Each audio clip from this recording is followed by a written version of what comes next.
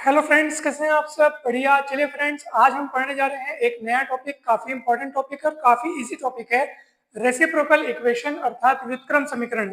दोस्तों, अपन डेफिनेशन देखेंगे, उसके बाद reciprocal equation of first and second kind उसको समझेंगे, साथ ही साथ उसके प्रॉपर्टीज देखेंगे और क्वेश्चन भी सॉल्व करेंगे। दोस्तों, तो आज का ये वीडियो काफी ज्यादा इंपॉर्टेंट होने वाला है। इस वीडियो को आप शुरू से लेकर आखिर तक जरूर देखिएगा। भले ही आपको ये हिंदी में लिखा हुआ दिख रहा है दोस्तों, परंतु आप चिंता ना करें। आप चाहे हिंदी मीडियम से हो, चाहे आप इंग्लिश मीडियम से हो, आपको ये पूरा का पूरा टॉपिक बहुत अच्छे से समझ में आ जाएगा। हिंदी और इंग्लिश दोनों भाषाओं का ध्यान रखा जाएगा। तो दोस्तों, ये वाला जो टॉपिक है, ठीक है, इस टॉपिक के पहले के जितने भी टॉपिक्स इस चैप्टर के हैं, उन सभी टॉपिक्स पर बहुत अच्छे से समझाते हुए वीडियो बना दिया जा चुका है और उन सभी वीडियोस के लिंक आपको इसी वीडियो के डिस्क्रिप्शन बॉक्स में मिल जाएंगे। लेक्चर क्रमांक वाइज सारे वीडियो मिलेंगे दोस्तों, उन सभी वीडियोस को जरूर देखिएगा। आपको पूरे के पूरे टॉपिक बहुत अच्छे से समझ में आ जाएंगे। बेसिक से शुरू करते हुए सभी टॉपिक्स को समझाया गया है। पॉलिनोमियल्स, फिर पॉलिनोमियल इक्वेशन, फिर उसके roots, simple roots, multiple roots क्या होते हैं वो सभी बहुत अच्छे से समझाए गए हैं। रिमाइंडर थ्योरम, फैक्टर थ्योरम, फिर Horner's method of synthetic division, और फिर उसके बाद हमने देखा था कि relation between roots and coefficients of equation. फिर अपन ने देखा था कि रूट्स अगर एपी, जीपी या एचपी में दिए हो तो किस तरीके से हम इक्वेशन को सॉल्व करते हैं। साथ ही साथ हमने इसके ठीक पहले वाला जो वीडियो है जिसमें हमने ट्रांसफॉर्मेशन ऑफ इक्वेशन अर्थात समीकरणों का रूपांतरण से क्या मतलब, समीकरणों का रूपांतरण किस तरह से किया जाता है, ये तमाम टॉपिक्स कवर हो चुके हैं दोस्तों। ये तमाम टॉपिक्स पर वीडियो बन चुका है। उन सभी वीडियोस को जरूर देखिएगा। सारे के सारे वीडियोस के लिंक आपको डिस्क्रिप्शन बॉक्स में मिल जाएंगे दोस्तों। साथ ही साथ उसके पहले जो अपन ने मैट्रिक्स वाला टॉपिक पढ़ा है, उसके भी सभी वीडियोस आपको मिल जाएंगे। बहुत बेहतरीन तरीके से आपको हर टॉपिक समझ में आने वाला है, तो जरूर जरूर देखिएगा दोस्तों। चलिए, अब हम समझने जा रहे हैं रेसिप्रोकल इक्वेशन अर्थात व्युत्क्रम समीकरण। दोस्तों, ऐसा समीकरण जो x को 1/x से बदलने पर अपरिवर्तित रहता है व्युत्क्रम समीकरण कहलाता है। यानी कि मान लो आपको कोई इक्वेशन दिया है और उस इक्वेशन में आपने x को 1/x से क्या किया, रिप्लेस किया, ठीक है। उसके बाद आप देख रहे हैं कि अरे, रिप्लेस करने से जो इक्वेशन आपको प्राप्त हो रहा है वो इक्वेशन तो पहले इक्वेशन जैसा ही है। मतलब जहां से आपने x को 1/x से रिप्लेस किया था, तो वो जो इक्वेशन आपके पास था उसी के जैसा इक्वेशन आपको प्राप्त हो रहा है। तो ऐसी स्थिति में वो जो गिवन इक्वेशन है वो आपका क्या कहलाएगा, रेसिप्रोकल इक्वेशन अर्थात व्युत्क्रम समीकरण कहलाएगा। दोस्तों, चलिए एक उदाहरण से हम समझते हैं इसको। मान लीजिए आपके पास कोई समीकरण दिया है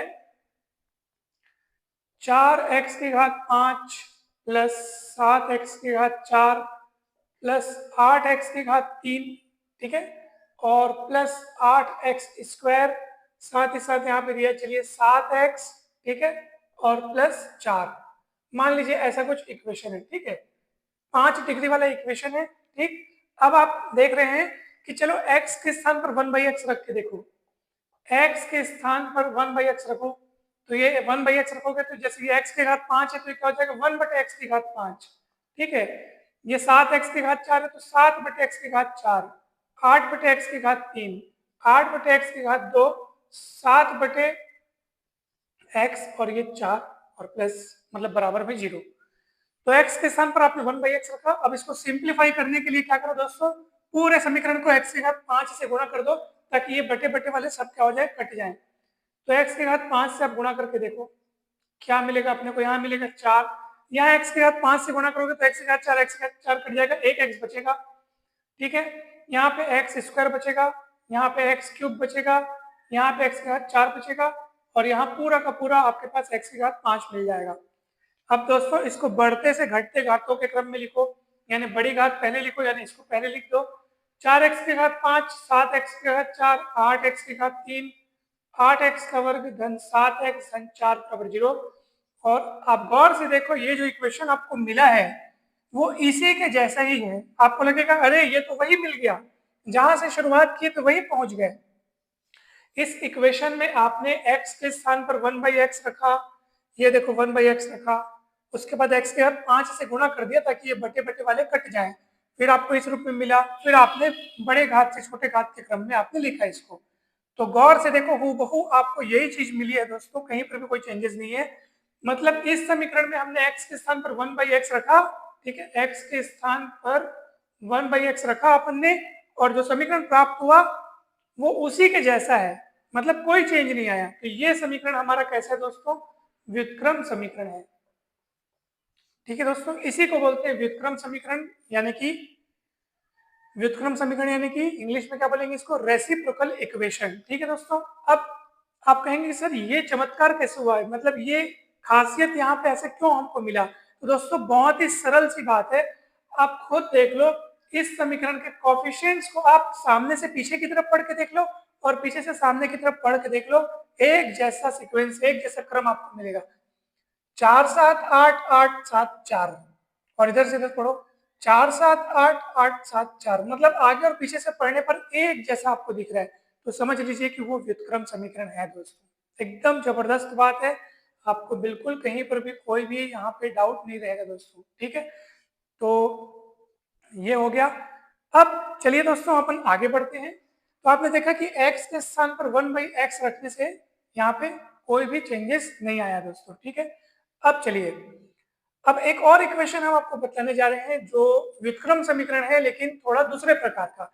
ये जो है ना दोस्तों, ये व्युत्क्रम समीकरण कहलाएगा, व्युत्क्रम समीकरण यानी रेसिप्रोकल इक्वेशन कहलाएगा पहले प्रकार का, यानी प्रथम प्रकार का व्युत्क्रम समीकरण है, फर्स्ट काइंड। ठीक है, अब चलिए सेकंड काइंड वाला मैं आपको व्युत्क्रम समीकरण बताता हूँ। ठीक है, ध्यान से देखिएगा, बहुत सरल है, एकदम सिंपल टॉपिक है दोस्तों, मतलब ना बहुत इजी है और इंटरेस्टिंग भी है, ऐसे टॉपिक पढ़ने में बहुत ही मजा आता है। चलिए अब हम आपको एक और उदाहरण दे रहे हैं। ठीक है, 7x³ ठीक है, 7x³ माइनस 5x² और फिर लिखा है मान लीजिए मेरे पास प्लस 5x और -7 = 0। गौर से देखो दोस्तों, इसमें सामने से और पीछे से अगर आप गुणांकों को पढ़ना शुरू करोगे, यानी कोफिशिएंट्स को अगर आप पढ़ोगे, तो बिल्कुल वो एक जैसे दिखेंगे, मतलब एक जैसे दिखेंगे, परंतु चिन्हों का यहाँ पे फर्क दिखेगा। ठीक है दोस्तों, या फिर दूसरे से दोनों आप ऐसा बोल सकते हो कि सामने से और पीछे से सेम डिस्टेंस पर जो कोफिशिएंट्स रहेंगे वो समान रहेंगे, लेकिन विपरीत चिन्ह वाले रहेंगे। जैसे फर्स्ट और फर्स्ट लास्ट को देख लो, आपको 7 7 दोनों दिखाई दे रहे हैं, परंतु फर्क क्या है? ये +7 है, ये -7 है। फर्स्ट सामने से फर्स्ट और लास्ट से फर्स्ट, ठीक है, सेम कोफिशिएंट लेकिन चिन्ह अलग अलग। आप इधर देख लो, चलो सेकंड और सेकंड लास्ट को देख लो, ये सेकंड, और इधर से देखोगे तो इधर से देखोगे तो ये सेकंड, इधर से देखोगे तो ये सेकंड, कोफिशिएंट बराबर है लेकिन अलग अलग चिन्ह वाले हैं। यानी सामने से और पीछे से जो सेम प्लेस पे, ठीक है, सामने से फर्स्ट पीछे से फर्स्ट, कोफिशिएंट सेम लेकिन दोनों का चिन्ह अलग, फिर सामने से सेकंड पीछे से सेकंड, कोफिशिएंट सेम, गुणांक सेम रहेगा, परिमाण सेम रहेगा उनका। ठीक है, कोफिशिएंट सेम बोलने का मतलब अंक वहां पे आपको सेम दिखेंगे, परिमाण सेम दिखेगा, परंतु उनका चिन्ह अलग अलग दिखेगा। ऐसी स्थिति में ऐसे व्युत्क्रम समीकरण को हम लोग बोलते हैं सेकंड काइंड का व्युत्क्रम समीकरण, यानी reciprocal equation of second kind. ठीक है दोस्तों, एक और एग्जांपल देखते हैं ताकि आपको और अच्छे से समझ में आए। मान लीजिए हम यहाँ पे लिखा है 8x⁵ minus 6x⁴ plus 7x⁵ minus 7x², ठीक है, और प्लस 6x माइनस 8 = 0। गौर से देखो दोस्तों, इस इक्वेशन को देखो, सामने से और पीछे से सेम दूरियों पर कोफिशिएंट्स के परिमाण बराबर होंगे, परंतु चिन्ह विपरीत होंगे। परिमाण मतलब मैग्नीट्यूड, ठीक है, परिमाण मतलब मैग्नीट्यूड, ठीक है, और मैग्नीट्यूड के साथ साथ उनका साइन जो है वो अपने को चेक करना है, तो साइन जो है वो अपोजिट रहना चाहिए। देखो 8, सामने से 8 और पीछे से पहले देखो, ये भी देखो -8, देखो परिमाण सेम लेकिन चिन्ह अलग है, ये 8 तो ये -8 है। चलो सेकंड और सेकंड लास्ट, यानी कि सामने से सेकंड और पीछे से सेकंड, क्या लिखा है यहाँ पे? -6, तो इसको देखो क्या लिखा है? 6। मतलब आप देखो, इधर से और उधर से, यानी कि सामने से सेकंड और पीछे से सेकंड, कोफिशिएंट के परिमाण सेम है। परिमाण बोलने का मतलब देखो, ये भी 6 है और वो भी 6 है, तो परिमाण सेम है, किंतु किंतु चिन्ह अलग अलग है, ये माइनस है ये प्लस है। ठीक है, चलो एक कदम इधर आगे बढ़ो, इधर से एक कदम ऐसे बढ़ो, तो क्या होगा? ये 7, ये भी 7, परंतु ये प्लस में ये माइनस में। मतलब यहाँ से सामने से और पीछे से अगर अपन चल रहे हैं तो कोफिशिएंट के परिमाण अपने को सेम दिख रहे हैं। ठीक है, प्रारंभ से तथा अंत से समान दूरियों पर जो कोफिशिएंट्स है यानी कि गुणांक है उनके परिमाण बराबर है किंतु चिन्ह विपरीत है, ऐसी स्थिति में ऐसे समीकरण को हम कहते हैं द्वितीय प्रकार का व्युत्क्रम समीकरण अर्थात reciprocal equation of second kind. ठीक है, और reciprocal equation of first kind किसको बोलते हैं कि प्रारंभ से और अंत से जो चलते हैं अगर अपन, ठीक है, प्रारंभ से शुरू करो और उधर से अंत से इस तरफ बढ़ो, ठीक है, तो समान दूरियों पर जो कोफिशिएंट्स होंगे वो परिमाण में भी बराबर और चिन्ह में भी बराबर है। परिमाण और चिन्ह अगर दोनों एक जैसे हो तो वो प्रथम प्रकार का व्युत्क्रम समीकरण कहलाता है। ठीक है, जैसे मान लीजिए मैं यहाँ पे एक इक्वेशन लिखता हूँ, आप बताइएगा कि वो कौन से प्रकार वाला है। ठीक है, चलिए 5x की घात 5 माइनस 7x की घात 4 प्लस 6x की घात 3 प्लस 6x की घात 2 माइनस 7x प्लस 5 बराबर 0। गौर से देखिए दोस्तों, सबसे पहले तो देखो ये रेसिप्रोकल इक्वेशन है कि नहीं है, और अगर है तो ये कौन से काइंड वाला है, फर्स्ट काइंड वाला है कि सेकंड काइंड वाला है। तो इधर से और उधर से आप कोफिशिएंट्स को देखो, उनके मैग्नीट्यूड को देखो और उनके साइन को देखो। ये देखो ये 5, इधर से देखो 5, सेम सेम चिन्ह का दिख रहा है क्या, मैग्नीट्यूड एंड साइन दोनों यहाँ पे सेम है। इधर से कौन है -7, इधर से कौन है -7। ठीक है, चिन्ह देखो दूसरा और लास्ट से दूसरा परिमाण बराबर, दोनों साथ साथ है और चिन्ह भी एक जैसे हैं, ये माइनस है तो वो भी माइनस है। ठीक है, मतलब यहाँ पे चिन्ह भी अपने को एक जैसे मिल रहे हैं दोस्तों। फिर तीसरे नंबर में और पीछे से तीसरे नंबर में 6 6 और दोनों के चिन्ह भी एक जैसे हैं। मतलब यहाँ पे प्रारंभ से और अंत से जब अपन चल रहे हैं तो सेम दूरियों पर स्थित गुणांकों के, ठीक है, सेम दूरियों पर स्थित गुणांकों के परिमाण भी बराबर है और उनके चिन्ह भी एक जैसे हैं, चिन्ह भी समान है। तो ऐसी स्थिति में ये प्रथम प्रकार का व्युत्क्रम समीकरण होगा। ठीक है दोस्तों, तो ये प्रथम प्रकार का व्युत्क्रम समीकरण हुआ और ये द्वितीय प्रकार का व्युत्क्रम समीकरण हुआ। अब आपको कंसेप्ट बहुत अच्छे से क्लियर हो गया होगा दोस्तों। दो ही प्रकार है, प्रथम प्रकार और द्वितीय प्रकार। ठीक है, reciprocal equation of first kind, reciprocal equation of second kind. बहुत इजी तरीके से आपको समझ में आ गया होगा दोस्तों। ठीक है, अगर आप प्रारंभ से और अंत से समान दूरियों पर स्थित जो कोफिशिएंट्स हैं अगर उनके मैग्नीट्यूड और साइन दोनों के दोनों, ठीक है, वो सेम सेम है तो आप समझ जाओ फर्स्ट काइंड वाला। और अगर मैग्नीट्यूड तो सेम है परंतु साइन अपोजिट है तो समझ जाइए कि वो सेकंड काइंड वाला रेसिप्रोकल इक्वेशन है। ठीक है दोस्तों, इसी तरीके से आपको समझ में आ गया होगा। उसी चीज को अपन ने यहाँ पे लिखा है, आप पढ़ सकते हैं इसको। ठीक है, चलिए अब कुछ इंपॉर्टेंट प्रॉपर्टीज देखो दोस्तों, उसको अपन ने इस तरीके से लिखा हुआ है ताकि समझने में आसान रहे। मान लीजिए दिया हुआ इक्वेशन ऑड डिग्री वाला है अर्थात विषम घात वाला है। ठीक है, और अगर वो फर्स्ट काइंड वाला है, ठीक है, फर्स्ट काइंड मतलब प्रथम प्रकार वाला है, तो निश्चित रूप से उसका एक रूट -1 जरूर होगा। ठीक है दोस्तों, उसके और भी रूट्स हो सकते हैं, वो उसकी उस इक्वेशन की डिग्री पर डिपेंड करता है, तो उसके और भी रूट्स हो सकते हैं और वो रूट्स कुछ भी हो सकते हैं, परंतु इतना तय है कि उसका एक रूट तो -1 होगा ही होगा।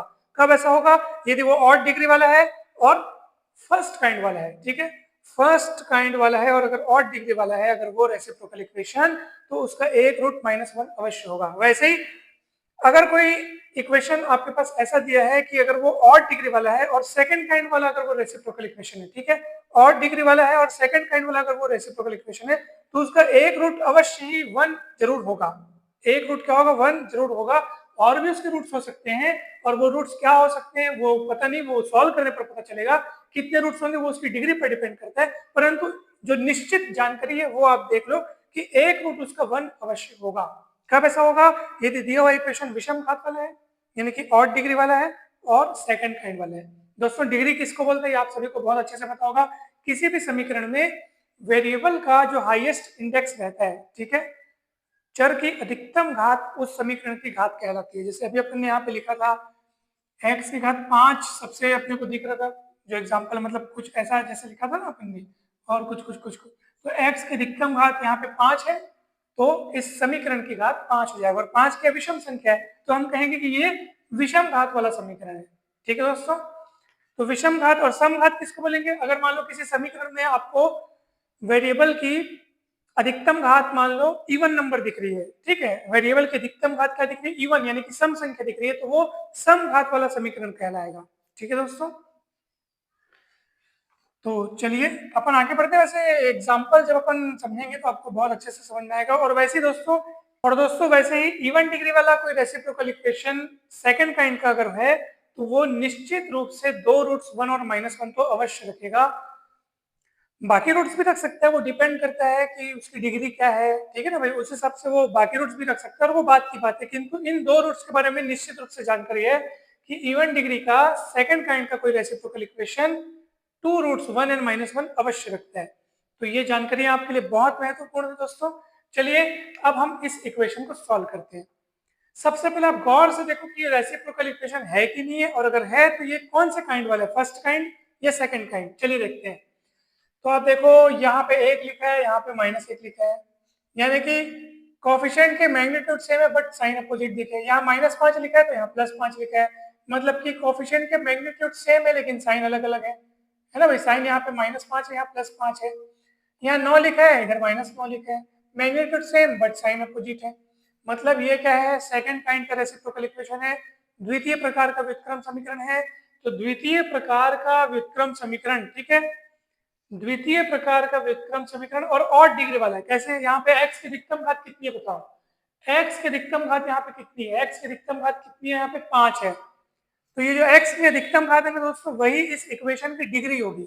तो इस इक्वेशन की डिग्री क्या है, ठीक है, डिग्री कितनी है, यहाँ पे 5 है, और वो क्या है, ऑड है। मतलब ये ऑड डिग्री वाला इक्वेशन है, ऑड डिग्री वाला इक्वेशन है, ऑड डिग्री वाला रेसिप्रोकल इक्वेशन है। कौन से काइंड वाला है, सेकंड काइंड वाला है। क्यों सेकंड काइंड वाला है, क्योंकि प्रारंभ से और अंत से अपन अगर देख रहे हैं तो कोफिशिएंट्स के मैग्नीट्यूड सेम है, गुणांकों के परिमाण बराबर है, किंतु चिन्ह विपरीत है। 1 -1 -5 5 +9 -9। तो ये सेकंड काइंड वाला इक्वेशन है। तो हमको जानकारी क्या मिली है कि ऑड डिग्री वाला रेसिप्रोकल इक्वेशन अगर वो सेकंड काइंड वाला है ना भाई, सेकंड काइंड वाला अगर रेसिप्रोकल इक्वेशन है तो उसका एक रूट 1 अवश्य होगा, यानी कि इस इक्वेशन का एक रूट 1 अवश्य होगा दोस्तों, ठीक है। चलिए, तो साफ साफ पता चल रहा है ना भाई। आप यहाँ पे लिखेगा यह ऑड डिग्री वाला, यहाँ पे लिखेगा यह ऑड डिग्री वाला सेकंड काइंड का रेसिप्रोकल इक्वेशन है, अतः यह एक रूट 1 अवश्य रखेगा, एक मूल 1 अवश्य रखेगा। ये पूरी बात आप लिखेगा दोस्तों, ठीक है। और एक रूट 1 अगर अवश्य रख रहा है, ठीक है, x बराबर 1 अगर इसका एक मूल है, इसका एक रूट है, ठीक है, इसका एक रूट है, तब अवश्य ही इसको पलटाओगे तो x -1, अगर अपन इसको नाम दे दोस्तों fx, ठीक है, इसको मैं fx कह रहा हूँ, ठीक है, ये जो पॉलिनोमियल है ना, ये जो पॉलिनोमियल है इसको मैं fx कह रहा हूँ, तब x -1 अवश्य ही fx का क्या होगा, फैक्टर होगा, अर्थात गुणनखंड होगा, अर्थात उसको डिवाइड करेगा। तो अब हम उसको डिवाइड करेंगे किससे, x -1 से। सिंथेटिक डिवीजन करते हैं, बहुत सिंपल पड़ेगा। चलिए इसके कोफिशिएंट बताइए कौन कौन है, 1 -5 9 -9 5 -1, ठीक है।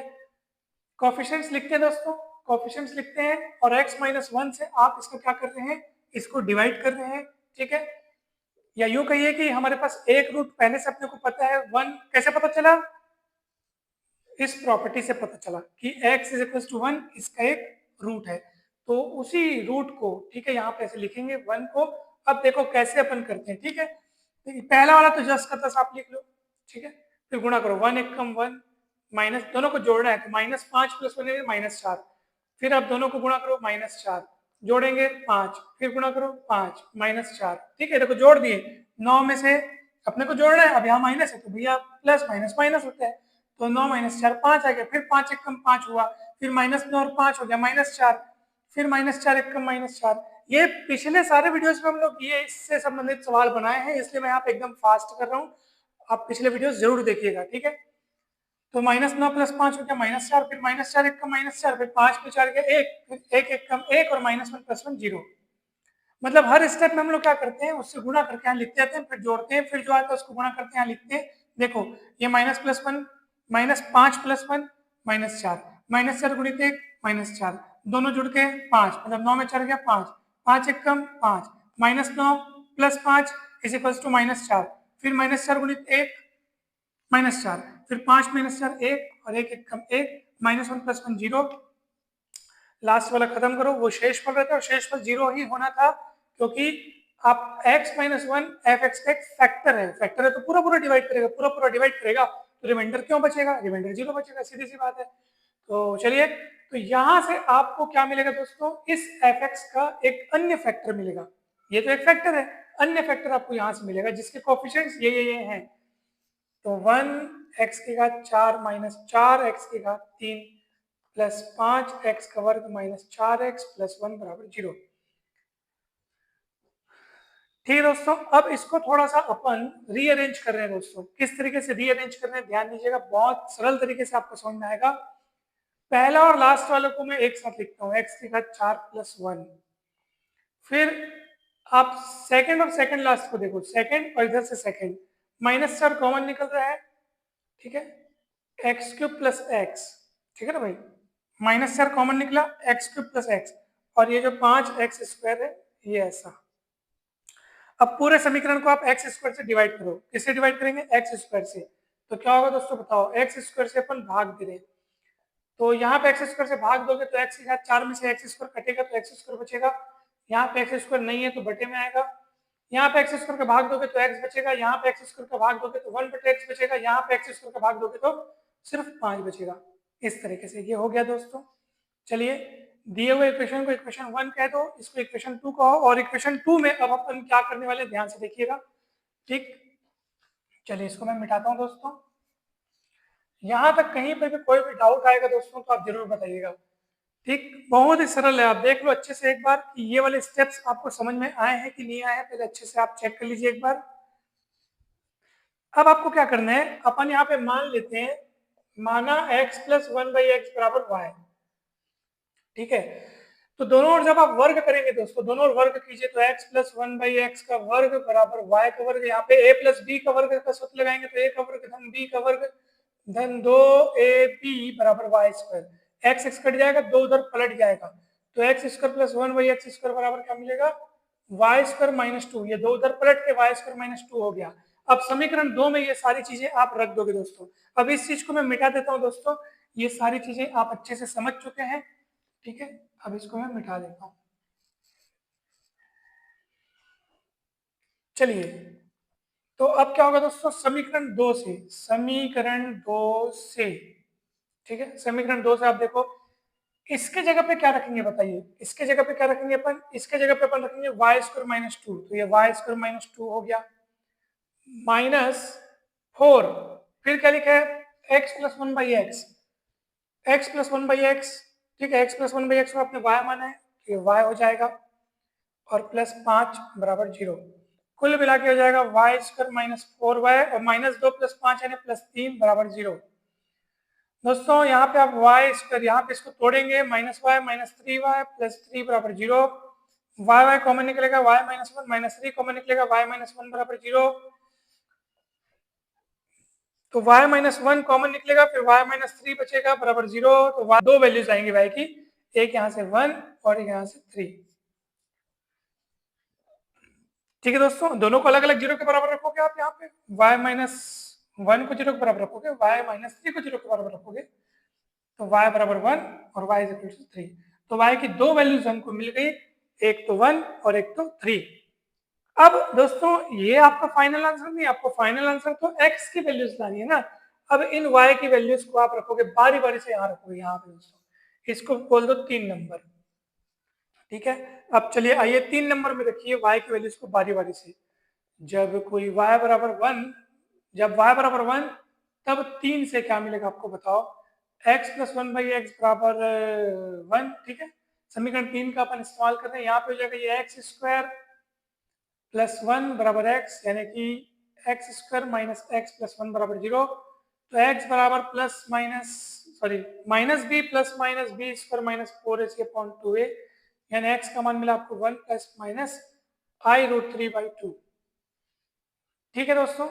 तो यहाँ से दो वैल्यूज अपने को x की मिल गई, देखो एक तो 1 प्लस i√3/2 और एक 1 माइनस i√3/2, और वैसे जब आप y इक्वल 3 लोगे, ठीक है, जब y इक्वल 3 लोगे तब समीकरण 3 से क्या मिलेगा अपने को, x प्लस 1/x बराबर 3, यानी x square minus 3x plus 1 बराबर 0, फिर अपन यहाँ पे सूत्र लगाएंगे वही वाला, कौन सा वाला, x बराबर minus B plus minus B square minus 4ac upon 2a, तो 9 में 4 गया 5, मतलब 3 प्लस माइनस √5/2, तो दो वैल्यू, तो दो वैल्यू यहाँ से मिला, दो वैल्यू यहाँ से मिला, और एक वैल्यू अपने को x इक्वल 1 शुरू में ही मिल चुका था। इस तरह से x की पांचों वैल्यूज मिल गई, यानी कि ये इक्वेशन सॉल्व हो गया दोस्तों। कहीं पर भी कोई भी डाउट हो तो जरूर पूछिएगा दोस्तों। ठीक, तो आप पांचों रूट्स को ऐसे लाइन से नीचे फाइनल आंसर करके पांचों रूट्स को लिख सकते हैं दोस्तों, फिर आपका वो फाइनल उत्तर हो जाएगा। किस तरह से कैसे बना ये आप देख सकते हैं। यहाँ पे आपको कहीं पर भी कोई भी डाउट है दोस्तों तो जरूर पूछिएगा। मेरे ख्याल से बहुत ही सरल तरीके से ये सवाल बना हुआ है, कहीं पर भी डाउट हो ही नहीं सकता, बहुत ईजी तरीके से बना हुआ है दोस्तों।